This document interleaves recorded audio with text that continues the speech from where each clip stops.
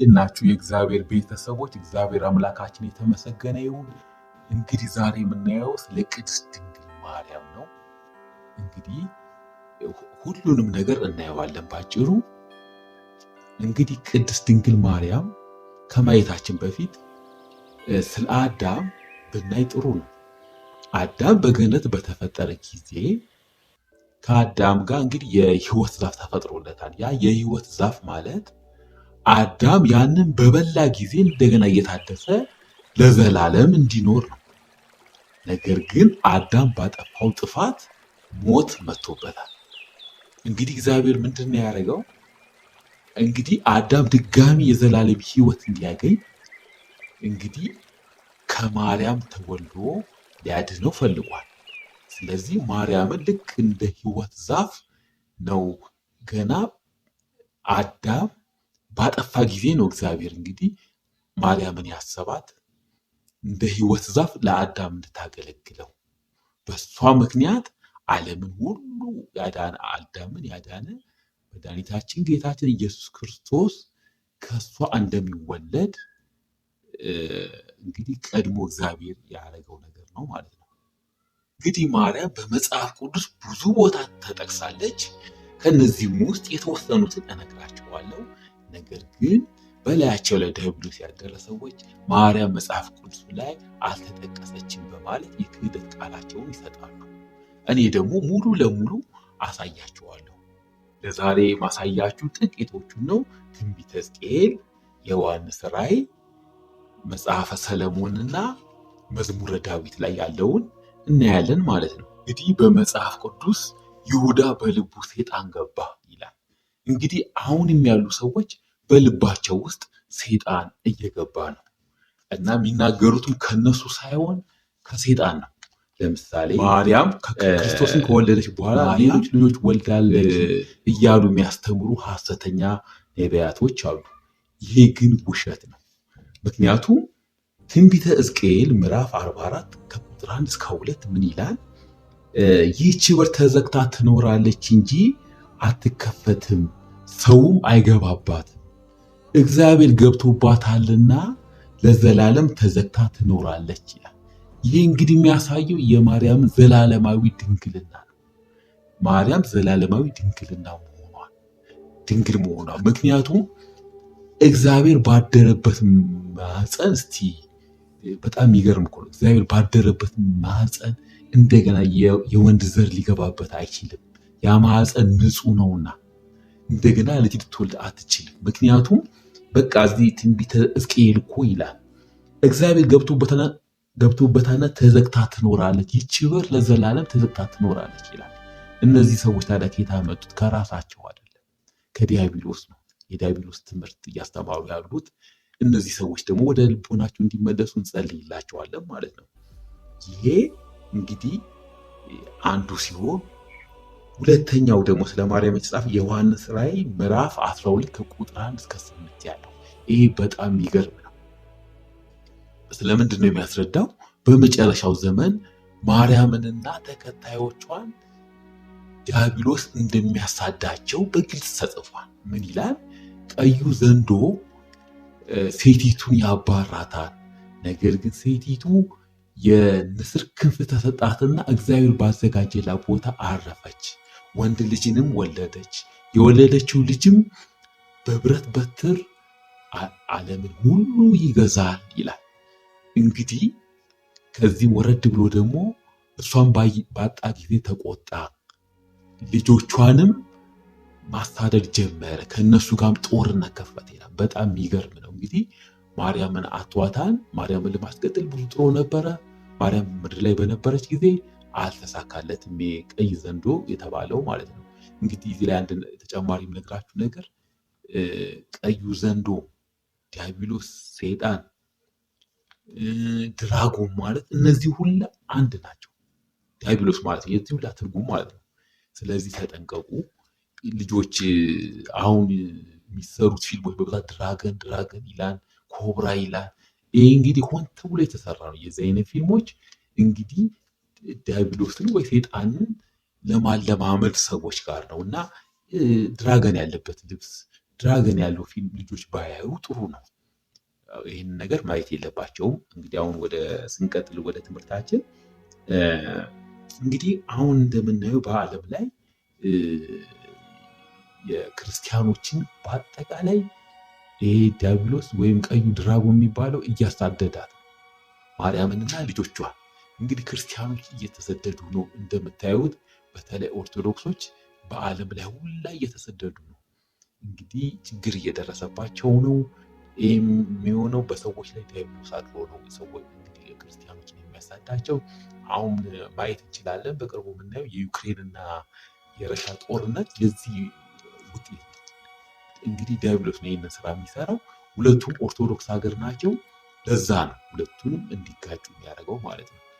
እንግዲህ ጥንተ ጠላት ዲያብሎስ በክርስቲያኖች ላይ ተነስቷል። አሁን በመጨረሻው ዘመን ተነስቷል። ለምሳሌ አሜሪካና አውሮፓ ብትሄዱ ማለት ነው በጣም የሚገርም ነው። ሁሉ ነገር ተቀይሯል። ከአጸደ ህፃናት ጀምሮ ስለ ክለብ ተቋቁሞ ስለ ሰይጣን ክለብ ይማራሉ፣ ስለ ሆሞሴክሹዋሊቲ ይማራሉ።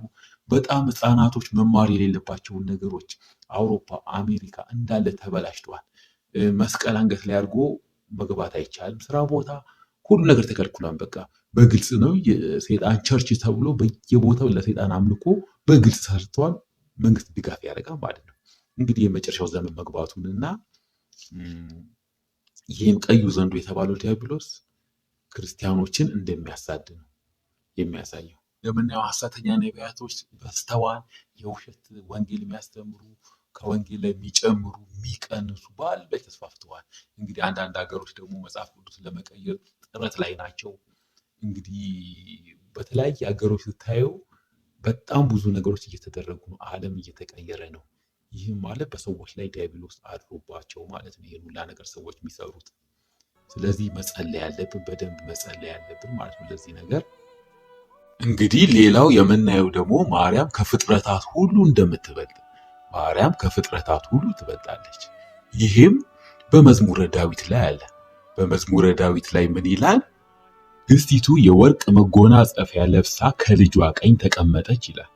ይህም ማለት እንግዲህ ከልጇ ቀኝ ተቀመጠች ማለት እንግዲህ ማንም ፍጥረት ቢሆን ከእግዚአብሔር ቀኝ የሚቀመጥ የለም።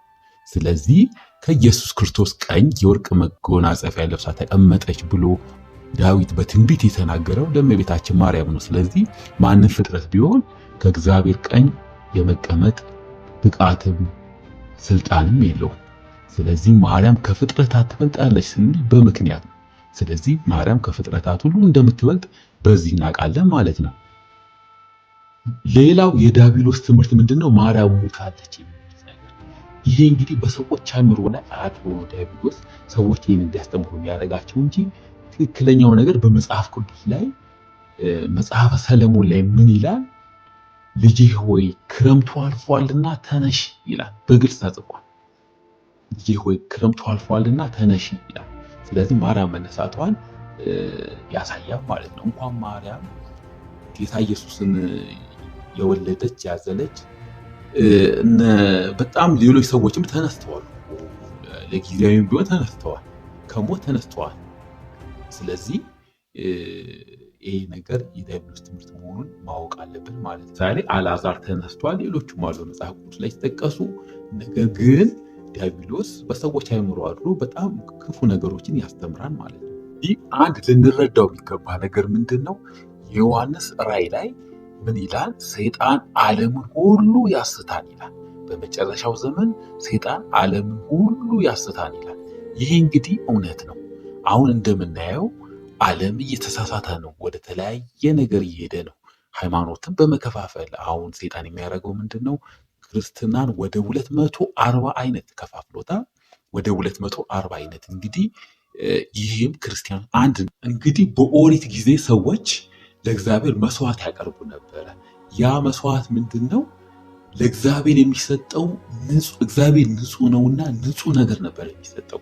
ለምሳሌ ስንዴም ሆነ ከብትም ካመጡ በግም ካመጡ ለእግዚአብሔር የሚቃጠለው መስዋዕት ንጹህ መሆን አለበት። በጉ ጥርሱ ታይቶ ወጣት የሆነ ንጹህ የሆነ ንጹህ ነው። ምክንያቱም እግዚአብሔር ንጹህ ስለሆነ ነው። እንግዲህ ይሄ የምን ምሳሌ ነው? የማርያም ምሳሌ ነው። እግዚአብሔር እንግዲህ ከማርያም ለምን ተወለደ ከሌሎች ሴቶች ለምን አልተወለደም ቢባል ማርያም ንጹሕ ስለሆነች ነው። ንጹሕ ናት። ምንም አይነት ኃጢአት ሰርታ አታውቅም። ወንድም አይታ አታውቅም። በፍጹም ምኞትም ድንግልም ሆነው እኮ ወንድ ይመኛሉ ሴቶች። እሷ የዚህ አይነት ፍላጎት የላትም። ለእግዚአብሔር ማገልገል ነበር። እስከ 12 ዓመቷ ቤተ መቅደስ ነበር ያደገችው። ስለዚህ ንጹሕ ናት። ንጹሕ ስለሆነች እግዚአብሔር ለዛ ነው የመረጣት እንጂ እግዚአብሔር ንጹሕ ነገር ላይ ነው እንጂ የሚያርፈው መጥፎ ነገር ላይ አያርፍም። ስለዚህ ለዛ ነው ንጹሕ ምንም እንከን ስላልተገኘባት ነው እግዚአብሔር ያረፈባት። ስለዚህ እግዚአብሔር ስላረፈባት ብቻ እንኳን ልናከብራት ይገባል። ምክንያቱም እግዚአብሔር የወለደችው ንጹሕ ስለሆነች ነው። ቅዱስ ገብርኤልም ተናግሯል በመጽሐፍ ቅዱስ ላይ በሉቃስ ወንጌል ላይ ያለ አንቺ ከሴቶች ሁሉ ትበልጫለሽ፣ አንቺ ከሴቶች ሁሉ ትበልጫለሽ ብሏታል። ኤልሳቤጥን መንፈስ ቅዱስ አርፎባት አንቺ የጌታዬ እናት እኔ መምጣት ሲገባኝ አንቺ ወደ እኔ እንዴት ልትመጪ ቻልሽ ብላ ተናግራለች በመንፈስ ቅዱስ ማለት ነው። ስለዚህ ማርያምን እስከ ዕድሜ ልካችን እስከመቼው እንወዳታለን። ከፍጥረታት እንደምትበልጥም እናውቃለን። ይህንንም ላልገባቸው ለወንድሞቻችን ለእህቶቻችን እናስተላልፋለን። በሰይጣን እጅ ተይዘው የሰይጣን ቁራኛ ለሆኑ ሰዎች እናስተላልፋለን። እነሱም አንድ ቀን ተመልሰው ወንድሞቻችን ወደኛ ይመለሳሉ፣ ኢትዮጵያውያን እስከሆኑ ድረስ ይመለሳሉ ብለን እናስባለን። እንግዲህ በሌላ ፕሮግራም ደግሞ በሌላ አርዕስት እንገናኛለን። እንግዲህ ሳብስክራይብ ማድረግ አትርሱ። አበረታቱኝ። አዲስ ነኝ። እንግዲህ እናንተም ተከታተሉኝ። እግዚአብሔር ይባርካችሁ። በሚቀጥለው ደግሞ ሌሎችን ነገሮች እናያለን።